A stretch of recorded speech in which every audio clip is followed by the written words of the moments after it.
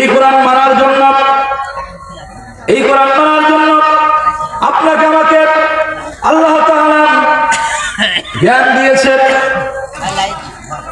বালেগ হওয়ার পর থেকে দিয়ে আল্লাহ তাআলা আপনাকে আমাকে একটা ভিতরে মেমোরি দিয়েছে মাথার মধ্যে। এই মেমোরিটির জ্ঞান আল্লাহ খুলে দেয়। তখন আল্লাহ বলছেন, তোমার যখন একটু করে জ্ঞান হতে শুরু করে, সর্বপ্রথম তোমাকে জ্ঞান নিতে হবে কোরআনের। কারণ আমি আল্লাহ তাআলা তোমাকে সৃষ্টি করার আগে তোমাকে আমার কালাম শিখতে বলেছি। আল্লাহ বলেন, আর রহমান আল্লামাল কুরআন খলাকাল ইনসান। আল্লামাল কুরআন খলাকাল ইনসান। আল্লাহ বলেছে আগে তোমাকে কোরআন শিখেছে, শিখানোর কথা আল্লাহ তাআলা বলেছেন। এরপরে মানুষকে সৃষ্টি করার কথা বলেছেন। এই কথা বলে আল্লাহ তাআলা বলেছেন যে তোমার যখনই থেকে জ্ঞান বৃদ্ধি হতে শুরু করে, তুমি কথা বলা শুরু করো, তখন সর্বপ্রথম তোমাকে আমার কালাম শিখতে হবে, আমার কালাম শিখতে হবে। এই জন্য আমাদের সকলকে আল্লাহ নবী বলেছেন যে প্রত্যেকটা পুরুষ আর নারীদের জন্য কোরআন শেখা বাধ্যগত। কোরআন শেখা বাধ্যগত। কোরআনের জ্ঞান যার মধ্যে আছে সে কখনো কোরআনের বিপক্ষে যেতে পারবে না, কোরআনের বিপক্ষে যেতে পারবে না।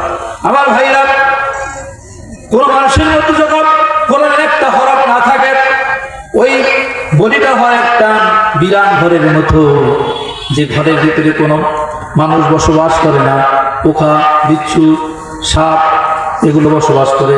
সুতরাং আমাদের অন্তরটা এমন রাখা যাবে না। আমরা যারা এখনো কোরআন শিখি নাই, কোরআন শিখি, আমি আমার বাস্তব থেকে বলতেছি, কোরআনের শিক্ষা যাদের মধ্যে নাই ওই লোকগুলোই কোরআনের বিরোধিতা করে, কোরআন ওয়ালাদের বিরোধিতা করে।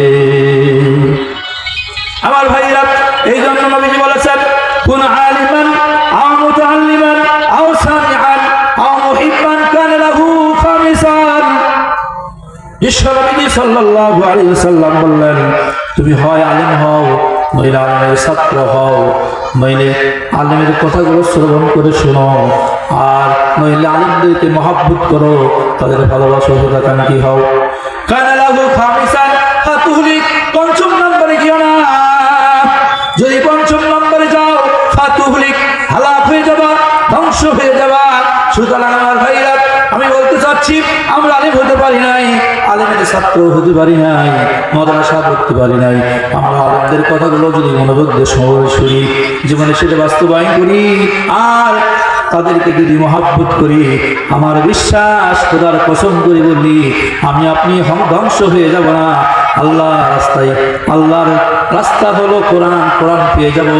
আর কোরআন পাওয়া মানে কোরআন আমাদেরকে আল্লাহর জান্নাতে পৌঁছে দেবে। চিৎকার করবেন সুবহানাল্লাহ।